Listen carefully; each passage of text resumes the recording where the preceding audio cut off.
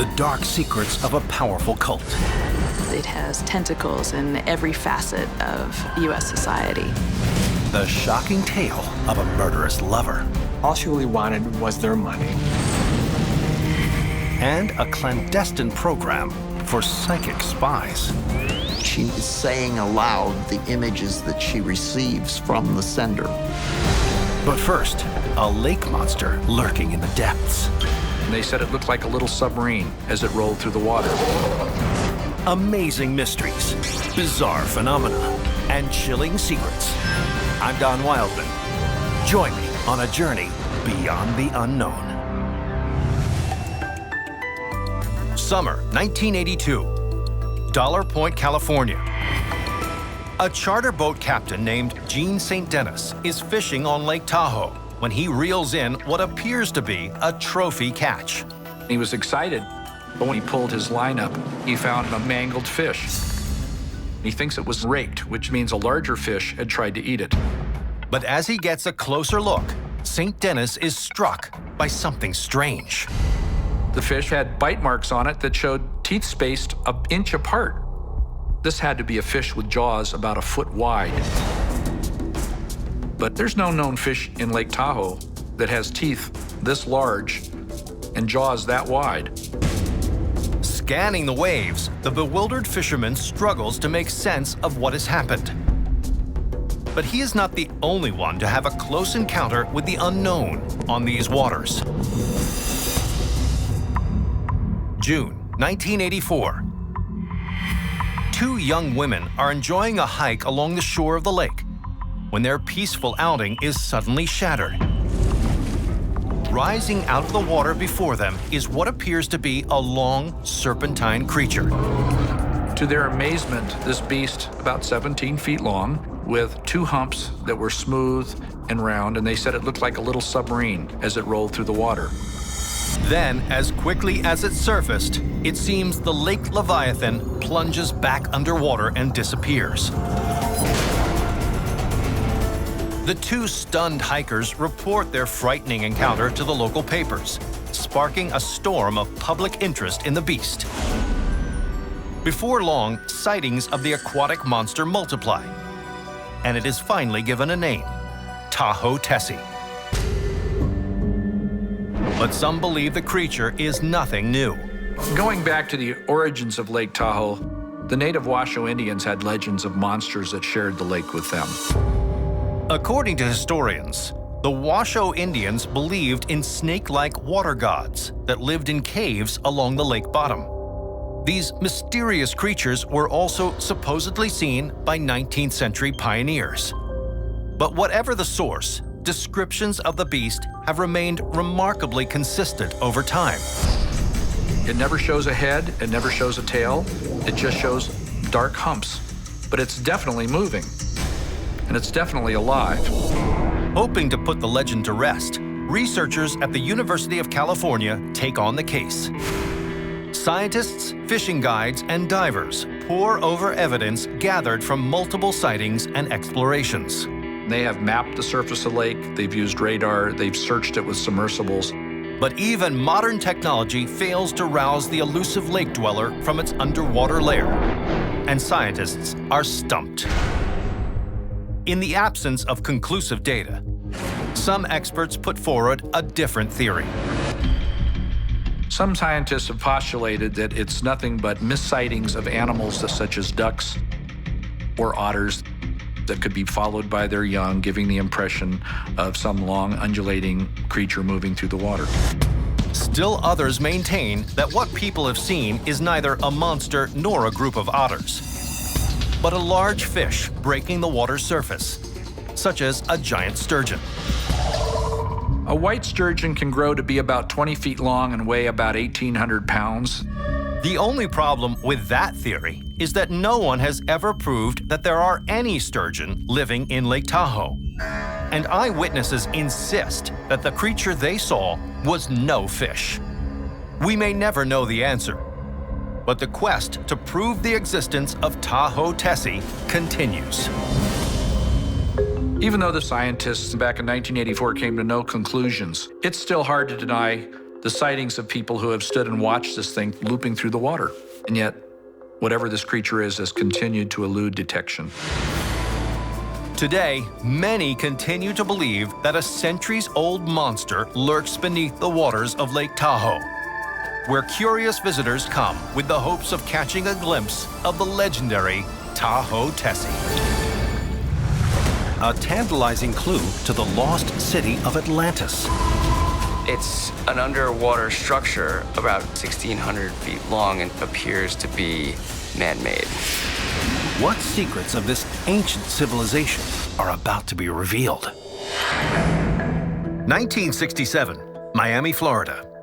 65-year-old J. Manson Valentine is an internationally renowned scientist whose passion for ancient cities has taken him from the mountaintops of Machu Picchu to the caves of the Yucatan. He's traveling around the world looking for lost civilizations. Yet one legendary site holds a potent spell over the scientist: the lost city of Atlantis. According to the Greek philosopher Plato, Atlantis was an island utopia that flourished until around 9000 BC, when it was submerged by a violent flood. For centuries, historians interpreted Plato's tale of destruction as a parable for the pitfalls of hubris. But some, like Valentine, believe that Atlantis was real and that its underwater ruins are waiting to be discovered. If an archaeologist or researcher were to actually find Atlantis, it would be sort of a find of the century. Then, one day, Valentine stumbles upon a curious book penned by an enigmatic psychic named Edgar Cayce. Edgar Cayce is a sort of Nostradamus-like figure from the 20th century. Cayce foretold the 1929 stock market crash, as well as the year World War II would begin. And it seems he also took an interest in the legendary lost city. Edgar Cayce made a prediction that in 1968 or 1969, Atlantis would rise out of the ocean in the area that we know as Bimini in the Bahamas, right off the coast of Florida. The claim leaves Valentine reeling. If Cayce's prediction is accurate, Atlantis should be waiting to rise again somewhere in his own backyard. He feels like he's in the right place at the right time. Valentine travels to the Bahamas in search of the ruins, but comes up empty.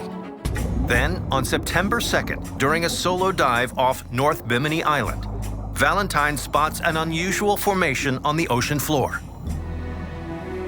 It's an underwater structure about 1,600 feet long and sort of a J shape, which very much appears to be man-made.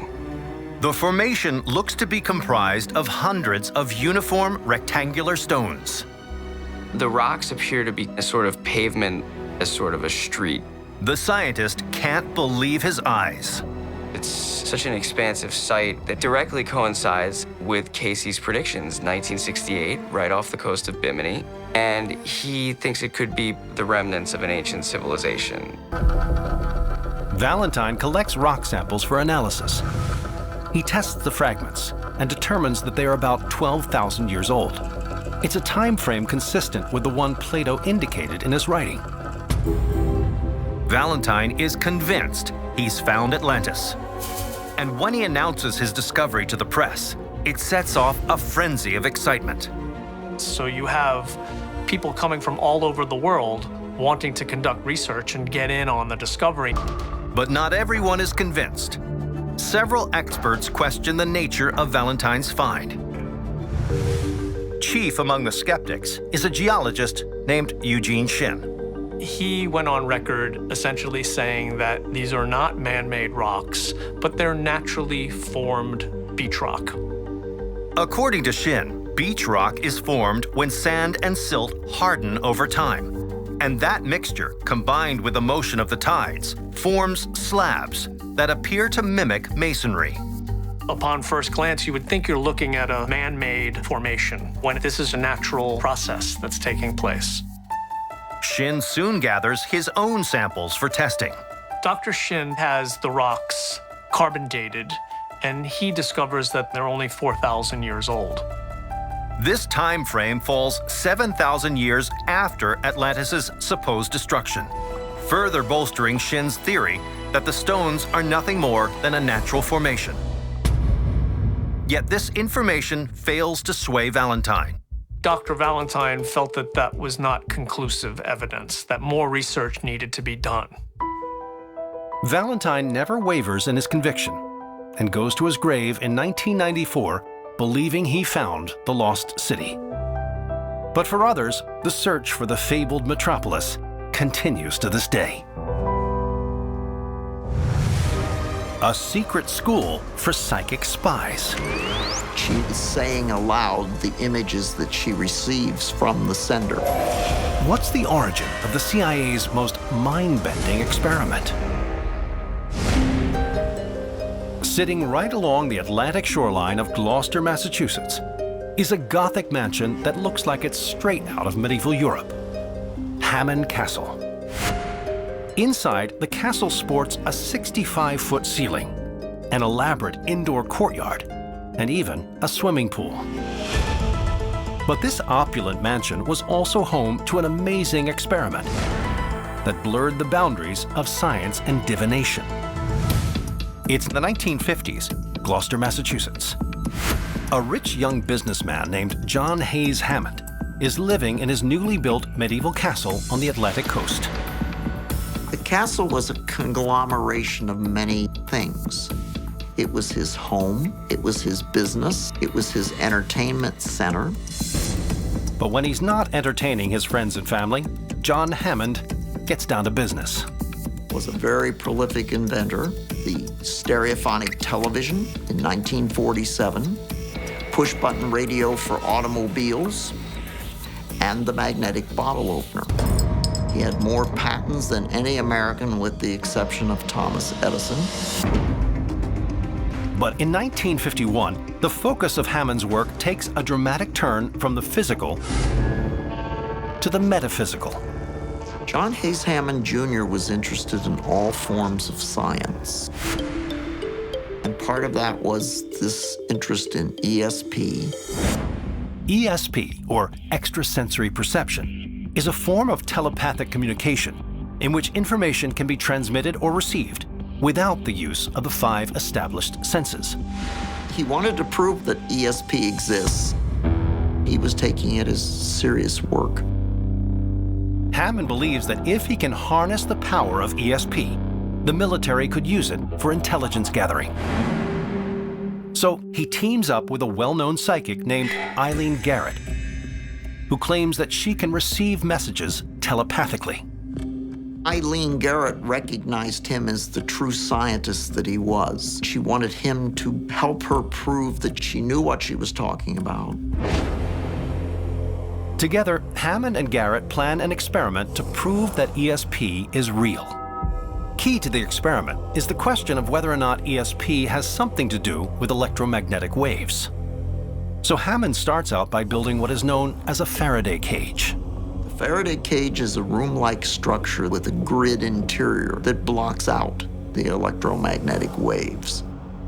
Garrett will sit inside the cage while a man in another room will telepathically transmit a series of simple shapes to her. If Garrett can correctly decipher what the shapes are, this will be proof that ESP is real. Hammond also wants to test whether running an electrical charge through the cage will block the telepathic messages. If this happens, it will prove that ESP is an electromagnetic phenomenon. With everything in place, Hammond's most bizarre experiment is about to begin. It's 1951 in Gloucester, Massachusetts. Inventor John Hayes Hammond Jr. and psychic Eileen Garrett are about to perform a bizarre experiment that they hope will prove the existence of ESP and demonstrate how it works. The telepathic sender starts transmitting images to Garrett. At the same time, Hammond runs a series of electrical currents through the cage in which Garrett is sitting. In the Faraday cage, Eileen Garrett is saying aloud the images that she receives from the sender. And according to Hammond and his team, her answers are largely correct. It seems to them that ESP is real. The experiment continues over the course of several weeks, with alterations in the electrical charges, the time in the cage, the sort of images she is sent, and the distance from the sender. According to Hammond, her results are unaffected. John Hayes Hammond Jr. was able to prove two things: ESP exists, and number two, being able to get messages through ESP has nothing to do with electromagnetic waves. When the US government learns the results of Hammond's experiment, they quickly take note. They want to be able to tap into that energy source. Realizing that ESP could revolutionize the world of espionage, the CIA commissions their own set of tests, hoping to develop a new kind of secret agent, one with telepathic powers who can see the enemy remotely. But not everyone is convinced. The costly and controversial program raises eyebrows in Washington, and in 1995, the government pulls the plug, and the bizarre scheme to train an army of psychic spies comes to an end. Today, it's remembered as one of the most unusual chapters of American military history. A sinister widow who is more than she seems. All these men came to visit her thinking they were going to have a wonderful life. Is she looking for love or murder? 1908, LaPorte, Indiana. A South Dakota man named Astley Helgelien arrives in town on an urgent mission. Astley Helgelien had been looking for his brother who had come to LaPorte, had been missing for several months. Astley goes to the last known address for his brother Andrew, a farmhouse on the outskirts of town. But instead of a reunion, Astley faces a chilling sight. The entire farmhouse has burned to the ground. They found the bodies of 3 children laying side by side, and then they found the body of a woman. But it was very unusual because there was no head with this particular body. Investigators conclude that they have found the farm's owner, 48-year-old Belle Gunnis, and her 3 children.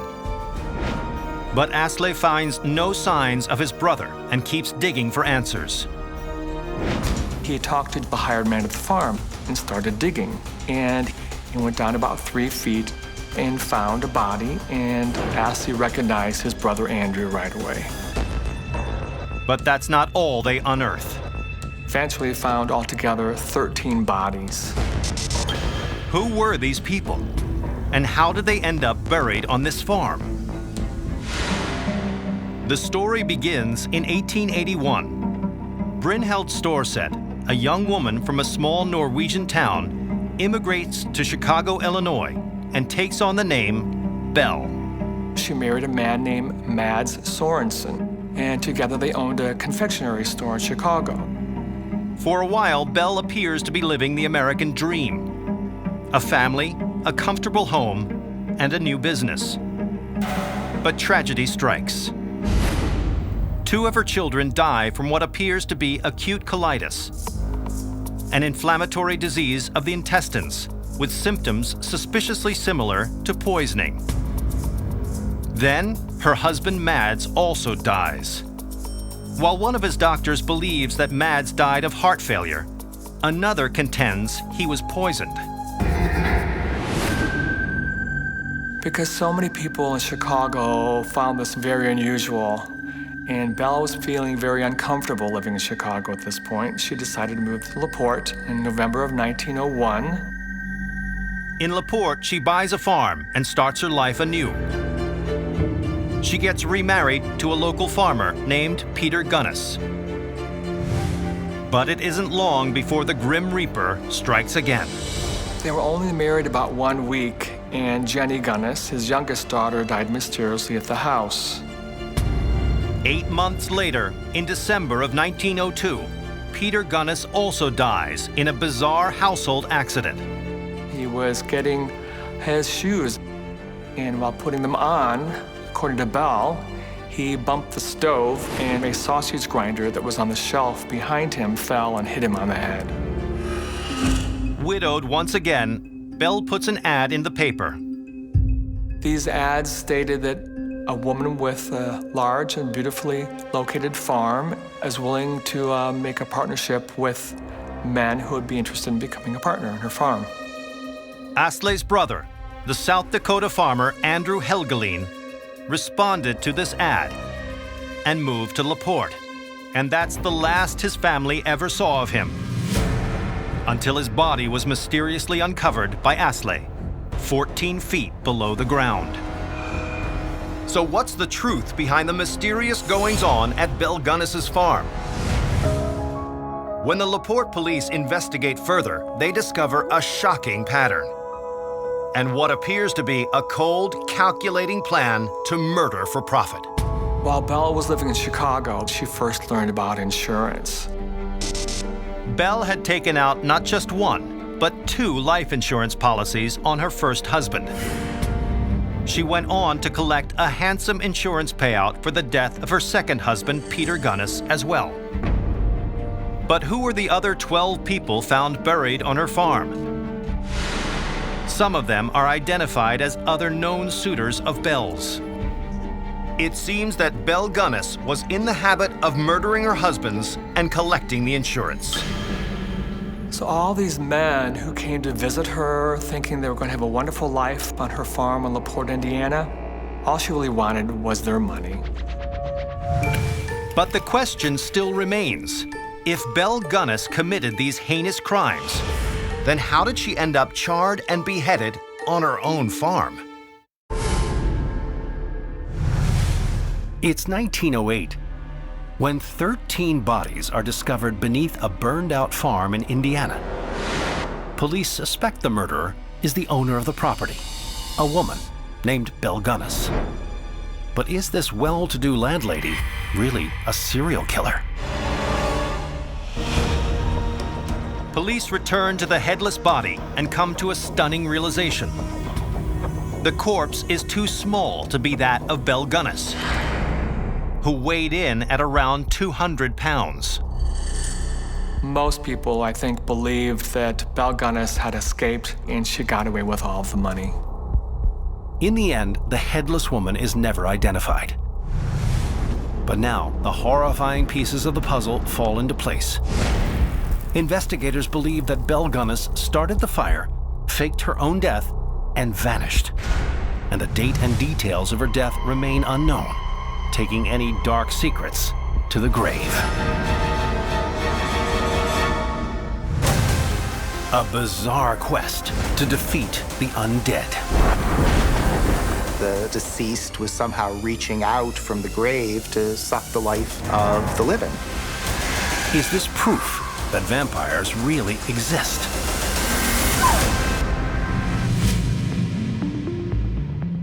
This imposing Gothic-like castle in Doylestown, Pennsylvania, is home to the Mercer Museum and a collection of countless handmade tools outmoded by industrialization. Among them is a small leather-bound case that contains a set of cryptic instruments. A pocket pistol, several vials, a box of garlic, a wooden crucifix, what appeared to be silver bullets with crosses cut in them, and a few other items. As curator Corey Amsler can attest, the case bears a carefully worded note pertaining to its blood-chilling purpose.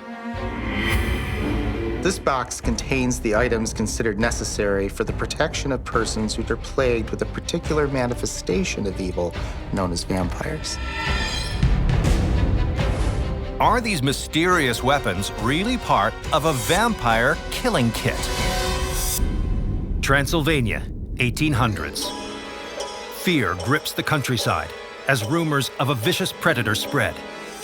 Vampires are feasting upon the living. While some consider the tales to be folklore, others consider the threat to be real.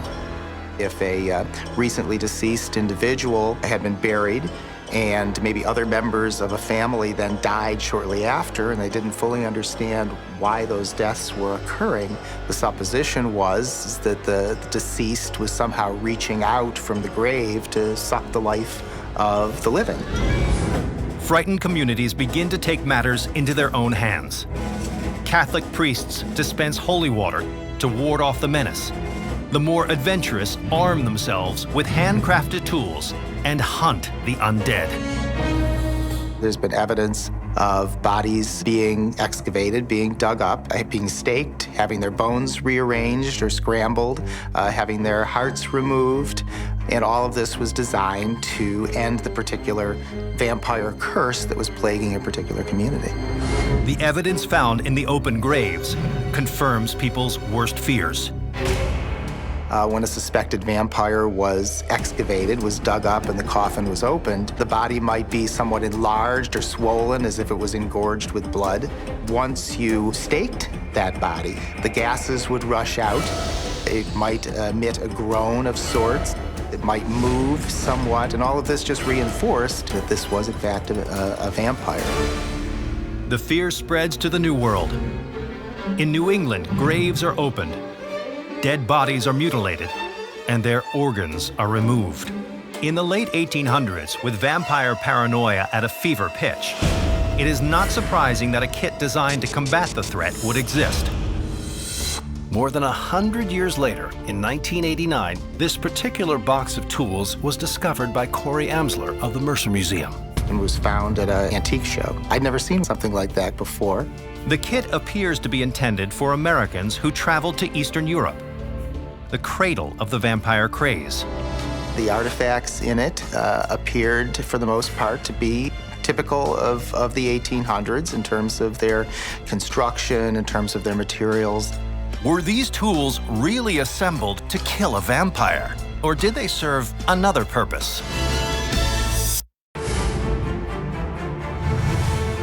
A small wooden box on display at the Mercer Museum in Doylestown, Pennsylvania, belies its mysterious contents.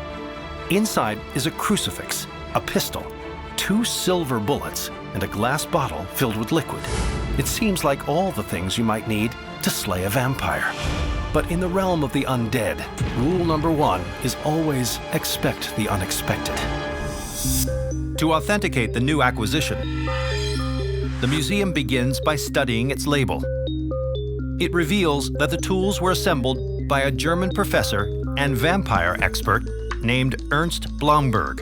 One of the things that's mentioned is a book that Blomberg was supposed to have written that provided detailed instructions for how one went about hunting for and killing vampires. To learn more about the kit's creator, Corey goes in search of Blomberg's book.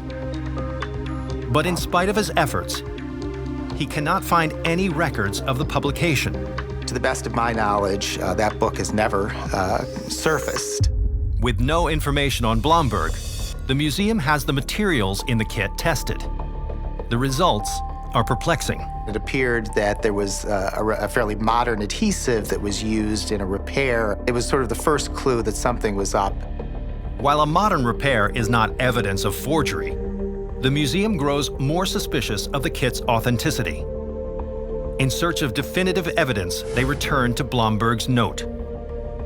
Ultraviolet analysis produces a shocking revelation. The paper contained optical brighteners that were part of 20th century paper manufacture. Optical brighteners are chemicals added to paper to make it appear whiter. That really confirmed that it was modern, artificially aged paper. This is the final nail in the coffin. The vampire kit is fake. But who would perpetrate such an elaborate hoax? Corey renews his quest for information on the mysterious Blomberg and discovers a confession from a man claiming to be the vampire kit's true creator. His name, he stated, was Michael de Winter. The story that he told was that he was a part-time firearms dealer at antique shows, and he came up with a pocket pistol that was not very valuable. De Winter claims he created the vampire kit, centered on the pistol, to make his firearm more appealing. And the vampire expert, Ernst Blomberg, was a fictitious creation intended to give the kit an air of authenticity.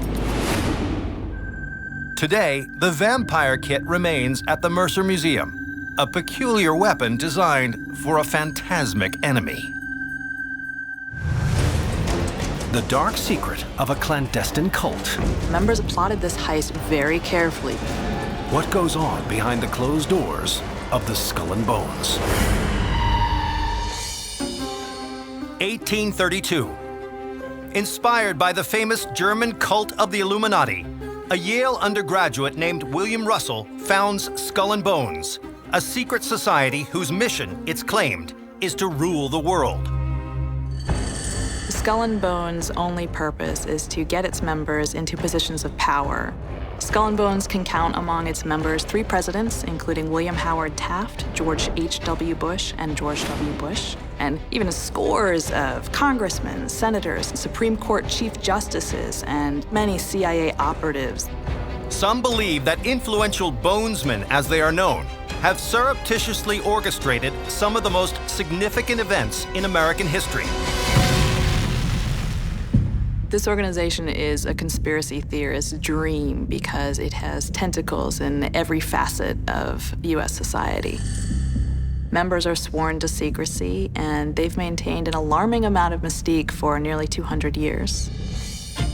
But the chance discovery of an old letter, allegedly written from one bonesman to another, threatens to pull back the curtain on this ominous group. This letter describes in graphic detail that Skull and Bones had desecrated the remains of an important historical figure. The story begins in May 1918 at Fort Sill in Oklahoma, where a small group of bonesmen, all Army captains from Yale, are stationed together during World War I. The small group of bonesmen included Prescott Bush, father of President George H.W. Bush and grandfather of George W. Bush. According to this letter, the Friends had learned that the base's cemetery contained the remains of the revered Native American leader, Geronimo. And together, they plot to rob Geronimo's grave. Skull and Bones would have seen Geronimo's skull as a desirable item for them to steal because they viewed him as one of the greatest warriors in U.S. history. The venture is risky. If caught, the young captains could be court-martialed. But the temptation is too much for the bonesmen.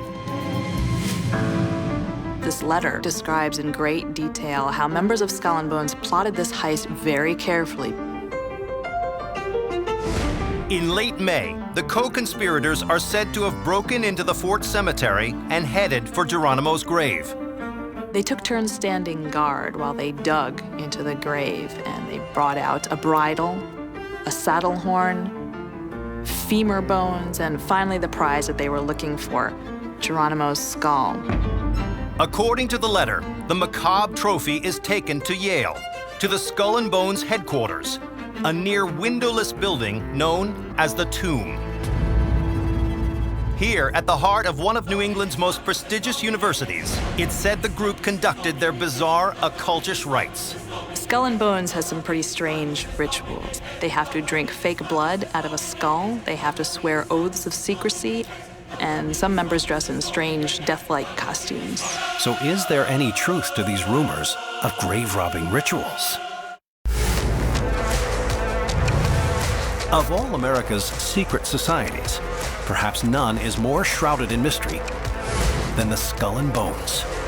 Behind closed doors, they're known to perform occult rituals and bizarre customs. But a letter written in 1918 claims they also robbed graves and desecrated the remains.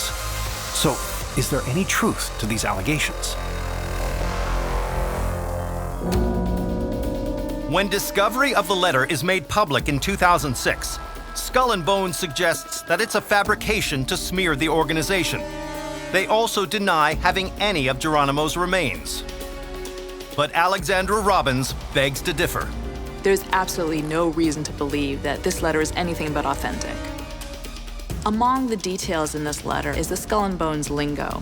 They call members of Skull and Bones knights, and they abbreviate it K-T, which is what Skull and Bones does. People who were not members of Skull and Bones at the time probably would not have known to describe each other that way. Members of Geronimo's family are also convinced of the letter's veracity. and have even filed a lawsuit against Skull and Bones, demanding the return of the warriors' remains. As of yet, they've been unsuccessful. Geronimo's descendants' lawsuit has been dismissed, so this story is still up in the air. To this day, neither Yale University nor federal law has been able to force open the door to America's most infamous secret society. We may never know what actually goes on behind those broad iron doors. Skull and Bones has maintained such an air of secrecy for centuries now. While the letter, now stored in Yale's Sterling Memorial Library, provides compelling testimony, the true fate of Geronimo's remains may forever be sealed inside this New England tomb. An animal attack inspires a tale of terror. They were flying into lampposts. They were flying into buildings, even to police squad cars. What's the true story behind Hitchcock's The Birds? August 18th, 1961. Capitola, Northern California. Residents of this idyllic seaside hamlet are awakened in the middle of the night by sounds of something crashing into their homes. What they see are hundreds upon hundreds of birds gone mad. They were flying into lampposts. They were flying into buildings, even to police squad cars. A few hours later, when the frenzy is over, houses, streets, and lawns are littered with dead birds, leaving townspeople baffled. People were perplexed as to what caused the seabirds to exhibit this odd behavior. As the press reports on this freak phenomenon, speculation runs wild. One zoologist theorizes that a thick coastal fog may have caused the local birds to become disoriented. But since haze is common in the area, the idea is quickly dismissed. And soon another possible explanation emerges, involving the nearby army post of Fort Ord, which some speculate may be carrying out nerve gas experiments. There was a suggestion that nerve gas in the atmosphere caused the birds to exhibit this behavior. But military drills have never driven birds mad before. So this theory is also swiftly discredited. And just when the bizarre incident seems destined to become nothing more than a local legend, it captures the attention of a famous film director. Alfred Hitchcock became aware of the incident because he was a visitor to the northern Monterey Bay area. Enthralled, Hitchcock incorporates the details of the real-life event into a horror film already in development.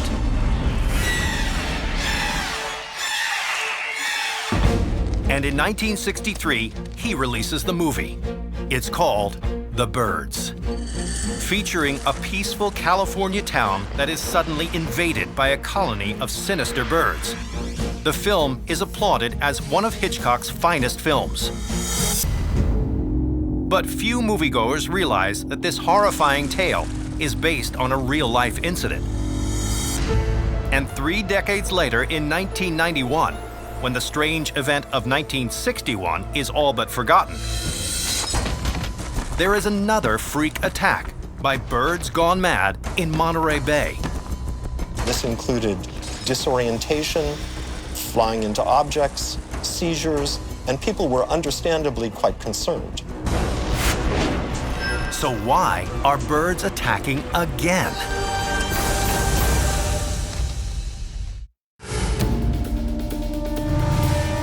In 1961, residents of a small town in Northern California are attacked by flocks of birds.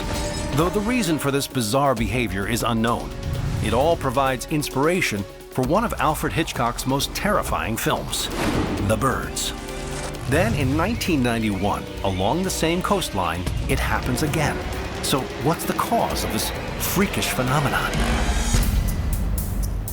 Scientists speculate that the answer may lie inside the birds themselves and what they might have eaten.